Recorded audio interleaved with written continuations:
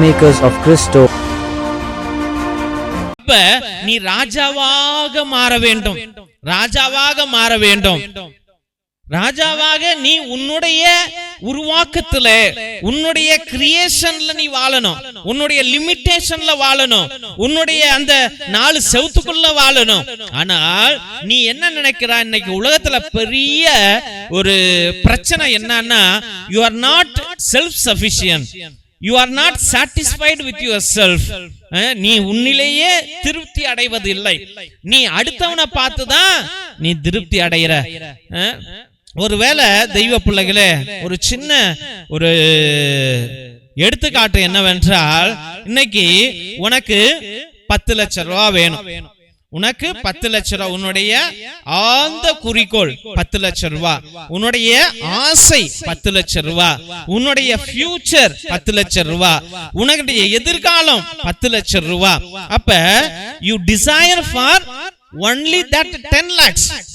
Now, Father David, I am giving you that 10 lakhs to you.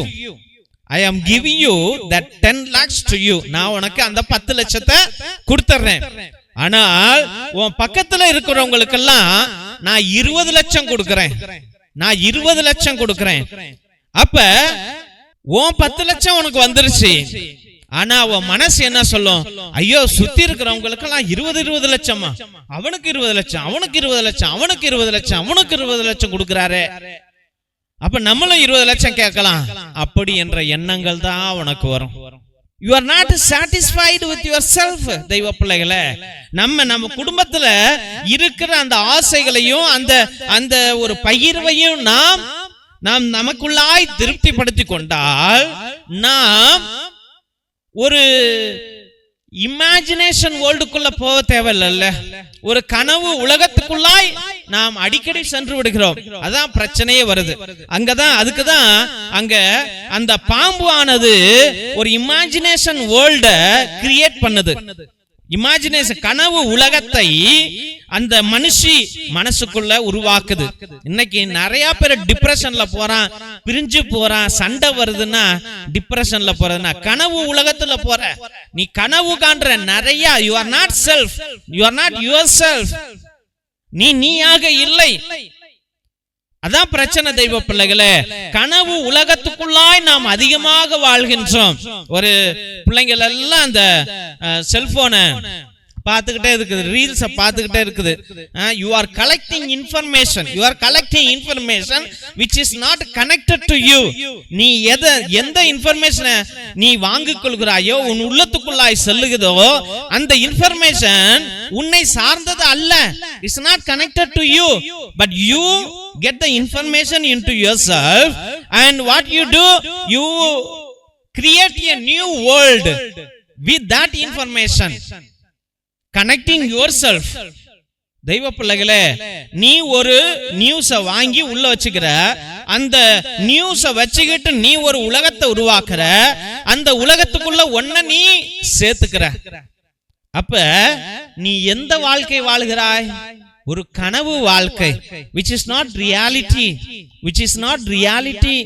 நம்ம நிறைய பேரு அது போல வாழ்க்கையில் தான் நீயும் நானுமே ஒவ்வொரு நேரங்கள்ல ஒரு கனவு உலகத்துல நம்ம இப்படி ஆயிருவோமா, அப்படி ஆயிருவோமா, ஐயோ நோய் வந்துருமா, இது வந்துருமா, ஐயோ ஃபெயிலியர் ஆயிருமோ, ஐயோ கடன் வந்துருமோ, ஐயோ கடனை தீர்க்க முடியாதோ, ஐயோ கோர்ட்டு கேஸ் தீராதோ என்று ஒரு கனவு உலகத்துக்குள்ளாய் நாம் சென்று கொண்டிருக்கின்றோம். நமக்குள்ளாய் ஒரு திருப்தி இல்லாத வாழ்க்கையை அவன் உருவாக்கல, இவன் உருவாக்கல, நம்மளே நமக்கு உருவாக்கிக்கிறோம். திருப்தி இல்லாத வாழ்க்கை, ஒரு பய வாழ்க்கையை நமக்குள்ளே நாமே உருவாக்கி கொள்கின்றோம். தெய்வ பிள்ளைகளே, அந்த கனவு உலகத்தை அவர்கள் நம்பினார்கள். பாம்பு சொன்ன கனவு உலகத்தை நம்பி என்ன செய்கிறார்கள்? அந்த பழத்தை, சாப்பிடக்கூடாத பழத்தை சாப்பிடுறாங்க. They lost themselves. அவனையே இழந்துட்டான். They lost themselves. They lost God's presence. They lost God's feeling. இன்னைக்கு அதுதான் நடக்குது.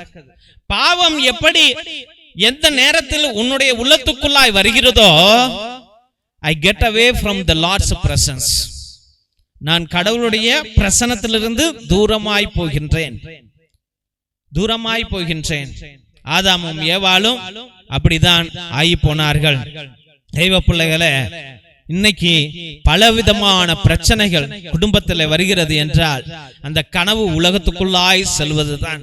அப்ப நம்ம பைபிள்ல சுவிசேஷத்துல பார்க்கின்றோம், என்ன பார்க்கின்றோம்? இயேசுநாதரை பாலைவனத்தில் இருந்து வெளியே வரும் பொழுது அந்த சாத்தானானவன் சோதிக்க ஆரம்பிக்கிறான்.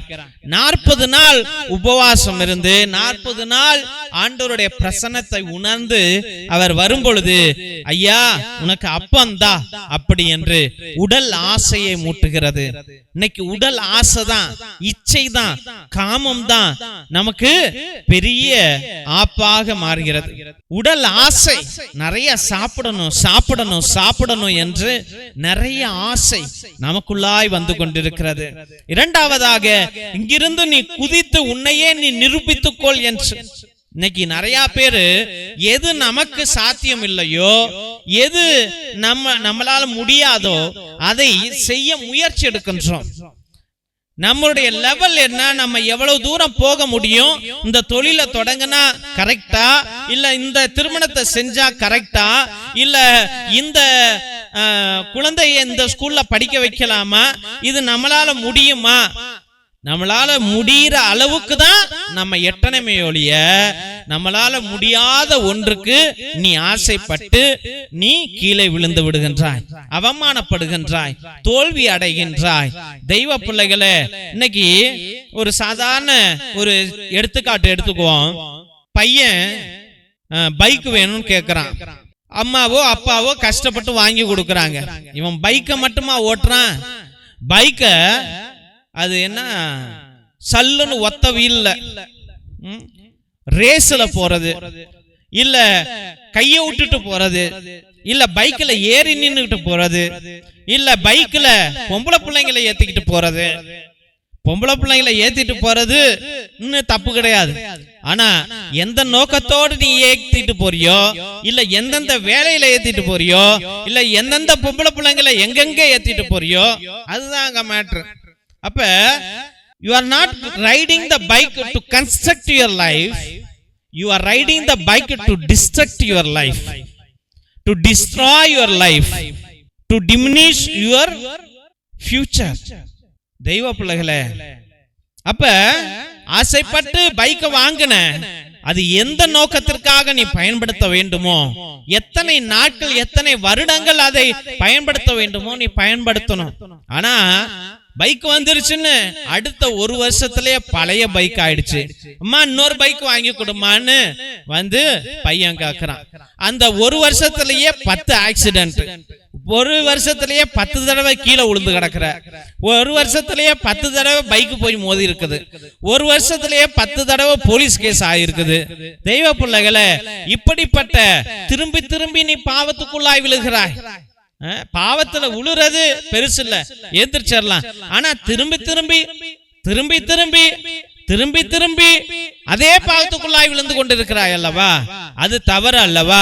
திரும்பி திரும்பி அவனை நம்பாத அப்படின்னு சொல்றாங்க. அவன் ஏமாத்தி விட்டான், திரும்பி அவன்கிட்டே போய் உன் காசை கொடுக்கறது. அவன் திரும்பி ஏமாத்துறான், திரும்பி அவன்கிட்டே போய் உன் காசை கொடுக்கறது. இல்ல அவன் ஏமாத்தி விட்டான், கல்யாணம் பண்றேன்னு சொன்னான், ஆனா திரும்பி அவன் போன் அடிச்சா போன் எடுத்து பேசுறது. திரும்பி அவன் ஏமாத்துறான், திரும்பி அவன் போன் அடிச்சா போன் எடுத்து பேசுறது. இது போல நம்முடைய பிள்ளைகள் திரும்பி திரும்பி திரும்பி திரும்பி திரும்பி திரும்பி பாவத்துக்குள்ளாய் விழுந்து கொண்டே இருக்கிறார்கள். தெய்வ பிள்ளைகளை, இவர்கள் திருந்துவார்களா? திருந்த மாட்டார்கள். டேவிட் சொன்னா கேட்பார்களா? கேட்க மாட்டார்கள். பட்டாதான் தெரியும். தெய்வ பிள்ளைகளை, ஒரு சில பேர் படணும் விட்டரணும், அப்பதான் அவன் திருந்துவான். தெய்வ பிள்ளைகளை, அதனால இயேசுநாதர் ஒரே ஒரு வார்த்தை சொன்னார். என்ன சொன்னார்? ஐயா, இப்படி செய்வதெல்லாம் தவறு. நம் கடவுளாகிய ஆண்டவரை, கடவுளின் வார்த்தையை நமக்கு ஆயுதம், கீழ்ப்படிதல் நமக்கு வெற்றி என்று ஆண்டவர் சொல்லுகிறார். தெய்வ பிள்ளைகளை, நமக்கு இந்த உலக அதிகாரம் ஆசைகள் எல்லாம் தேவையில்லை என்று 3வது சோதனையிலே ஆண்டவர் கற்றுக் கொடுக்கிறார். உலக ஆசைகள், அதிகார ஆசைகள் இவை எல்லாம் அழிந்து போகும். அழிந்து போகும், உன் ஆத்மாவை நீ காப்பாத்திக்கொள் என்று ஆண்டவராகிய கடவுள் சொல்லுகின்றார். அதனால இன்றைய வாசகங்கள் அனைத்துமே நம்மை ஒரு புது மனிதனாக மாற்ற அழைக்கின்றது, புனித மனிதனாக மாற்ற அழைக்கிறது. இன்னமும் நீ டிப்ரெஷன்ல இருக்காத, வெளியில வா. இன்னமும் நீ பாவத்துல இருக்காத, வெளியில வா. இன்னமும் நீ சோகத்துல இருக்காத, வெளியில வா. இன்னமும் நீ தோல்வி அடைந்துட்டேன்னு நினைக்காத, வெளியில வா.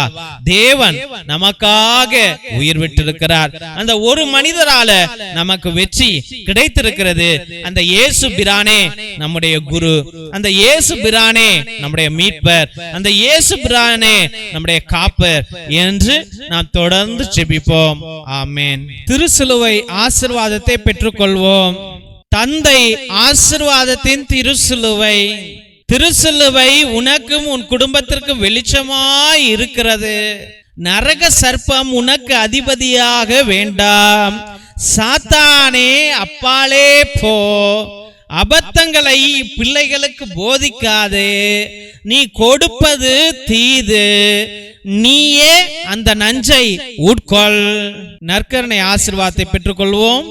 எல்லாம் அல்ல இறைவன் தந்தை, மகன், தூய ஆவியார் உங்களையும் உங்கள் குடும்பத்தையும் ஆசீர்வதித்து வழிநடத்தி காத்தருள்வாராக. ஆமென், ஆமென், ஆமென். இயேசுவில் அன்பார்ந்த சகோதர சகோதரிகளே, உங்கள் அனைவருக்கும் எங்களுடைய மனமார்ந்த நன்றிகளை தெரிவித்துக் கொள்கிறோம். எத்தனையோ பேர் எங்களுடைய ஏழை எளிய பிள்ளைகளுக்கு உங்களால் முடிந்த பழைய துணி, பத்தாத துணி, பயன்படுத்தாத துணி, நோட்டு, பேனா, புஸ்தகங்கள் என்று சோலார் லைட் என்று நீங்கள் அனுப்பி கொண்டே இருக்கிறீர்கள். அதற்காக என்னுடைய மனமார்ந்த நன்றிகளை தெரிவித்துக் கொள்கிறோம். தெய்வ பிள்ளைகளே, நீங்கள் அனுப்பிய ஒவ்வொரு துணியையும், ஒவ்வொரு நோட்டு, புஸ்தகம், பேனாவையும் எங்களுடைய சபை ஸ்தாபகர் மோஸ்ட் ரெவரண்ட் பிஷப் ஹிபோரா குசாலா மற்றும் எங்களுடைய சபை தலைவர் ரெவரண்ட் ஃபாதர் கிஷோர் பாபு ஒவ்வொரு நாளும் ஏழை எளிய பிள்ளைகளுக்கு அதை பகிர்ந்து கொண்டே இருக்கிறார்கள். அதை தான் இந்த போட்டோல நீங்க அனைவரும் பார்த்து கொண்டிருக்கிறீர்கள். மற்றுமாக உங்களால் முடிந்த அளவுக்கு உங்களுடைய உற்றா உறவினரிடம் சொல்லி கூட இந்த பழைய துணி, பத்தாத துணி, பயன்படுத்தாத துணிகளையும் மற்றுமாக ஏதாவது நோட்டு, பேனா, புஸ்தகங்களை கூட நீங்கள் தொடர்ந்து அனுப்பும்படியாக அன்போடு வேண்டுகின்றோம். மற்றுமாக தெய்வ பிள்ளைகளே, ஒவ்வொரு நாளும் மதியம் 3 மணியிலிருந்து 5 மணி வரைக்கும் தேவனோடு ஒன்றித்து இறை இரக்கத்தின் ஜெபமாலை, நற்கருணை ஆராதனை, நவநாள் மற்றுமாக உன்னத திருப்பலியை உங்களுடைய கருத்துகளுக்காக 2 மணி நேரம் ஒரே குருவானவர் ஜெபிக்கிறார் என்றால் உலகத்துல எங்கேயுமே நடக்கல. அது தயவு செய்து தெய்வ பிள்ளைகளே, உங்களுடைய கருத்துக்களை அனுப்புங்க. உங்களுடைய கருத்துக்களுக்காக நாங்கள் அனுதினமும் ஜெபித்துக் கொள்வோம். ஒருவேளை நீண்ட நாட்கள் உங்களுடைய கருத்துக்கள் நிறைவேறவில்லை என்றால் நேர்த்தி திருப்பலி அர்ப்பணிங்கள். 3 திருப்பலி, 5 திருப்பலி, 7 திருப்பலி, 9 திருப்பலி, 12 திருப்பலி, 21 திருப்பலி, 30 திருப்பலி, 33 திருப்பலி என்று நீங்கள் அர்ப்பணிப்புக்கலாம்.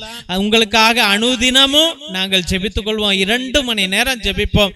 பேரை சொல்லி சொல்லி ஜெபிப்போம் என்பதை அன்போடு தெரிவித்துக் கொள்கிறோம். மற்றும் அவருடைய குடும்பத்தில் யாராவது உடைய உறவுகள், நெருங்கிய உறவுகள் மரித்திருந்தால் நீங்க கிரகோரியன் மாஸ், அதாவது புனித கிரகோரியார் திருப்பலியை நீங்கள் அர்ப்பணிக்கலாம். 30 திருப்பலி, ஒவ்வொரு திருப்பலிக்கும் ரூபாய் 100 என்பதை அன்போடு தெரிவித்துக் கொள்கின்றோம். ஆத்ம இளைப்பாறுதலுக்காக இதை அர்ப்பணிப்பார்கள். நம்முடைய திருச்சபையில உங்களுடைய கருத்துக்களை நீங்கள் அனுப்பலாம் என்பதை அன்போடு தெரிவித்துக் கொள்கிறோம். மிரக்கல் ஆயில், அதிசய எண்ணெய், இது கோகனட் எண்ணெய் கிடையாது. இது அற்புதங்களை செய்யக்கூடிய வல்லமையான எண்ணெய். எல்லா நோய்களுக்கும் வலிகளுக்கும் பயன்படும். தலைவலி, நெஞ்சு வலி, மூச்சு வலி, முழங்கால் வலி மற்றுமாக மூச்சு வாங்கல், வயிற்று வலி அனைத்திற்கும் பயன்படும். எல்லா நோய்களையும் தீர்க்கும். மற்றுமாக குழந்தை பாக்கியத்திற்கு கூட இது அருமையாக செயல்படும். இதை வாங்கி நீங்கள் தயவு செய்து பயன்படுத்தும்படியாக அன்போடு வேண்டுகின்றோம். இறை இரக்கத்தின் விடுதலை ஜெப புத்தகம். இது அந்த காலத்தில் நம்முடைய மூதாதையர்கள் செபஸ்தியா தகடு, அந்தோனியா தகடு செய்வதற்காக வல்லமையான ஜெபங்களை வைத்து அந்த தகடுகளை செய்தார்கள். அதில் உள்ள ரகசிய ஜெபங்கள் உடையவை இவை. இந்த ஜெபங்களை வாங்கி நீங்க பயன்படுத்துங்க. உங்களுடைய செய்வினைகள், கட்டுகள், குடும்ப கட்டுகள், தலைமுறை சாபம் அனைத்திலிருந்து உங்களுக்கு விடுதலையை ஆண்டவர் கொடுப்பார். இது வல்லமையான புத்தகம் தெய்வ பிள்ளைகளே. இதை வாங்கி நீங்கள் பயன்படுத்தும்படியாக அன்போடு வேண்டுகின்றோம். மற்றுமாக தெய்வ பிள்ளைகளே, ஒவ்வொரு நாளும் மதியம் 3 மணியிலிருந்து 5 மணி வரைக்கும் நடக்கும் இந்த உன்னத ஜெபத்தில் கலந்து கொள்வதற்காக நன்றிகள். இந்த சேனலை தயவு செய்து சப்ஸ்கிரைப் பண்ணுங்க, இதை ஷேர் பண்ணுங்க, உங்களுடைய வாட்ஸ்அப் ஸ்டேட்டஸ்ல வைங்க, உங்களுடைய வாட்ஸ்அப் குரூப்ல வையுங்க, மற்றவர்களிடம் பகிர்ந்து கொள்ளுங்கள். தெய்வ பிள்ளைகளே, இந்த ஜெப வழிபாட்டில் கலந்து கொள்ளுங்கள், கேட்டுக்கொள்ளுங்க. ஆண்டவர் அற்புதங்களை அவர்களுக்கு செய்வார். நீங்க இந்த ஊழியத்தை தாங்கினார், உங்க குடும்பத்தை ஆண்டவர் தாங்குவார் என்பதை அன்போடு தெரிவித்துக் கொள்கின்றோம். தேவனுக்கே மகிமை உரிதாகுக.